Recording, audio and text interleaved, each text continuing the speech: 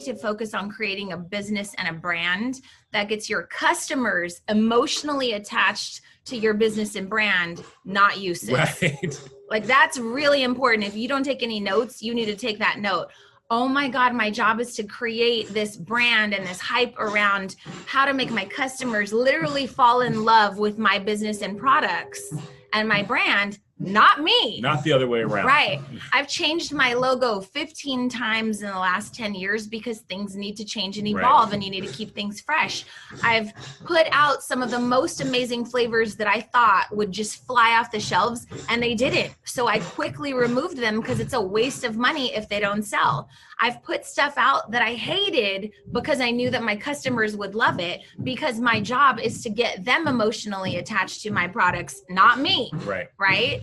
And so that's super important. And I know you want to talk about it in the end, but when we had our final sale at the Cake Mamas, for those of you that don't know, I just hit 10 years and I'm officially retired now. We had a going away farewell party in the community, because one of the things I talk about is your sole responsibility, if you are a person in business, is to get your entire local community to fall in love with your business, product, and brands.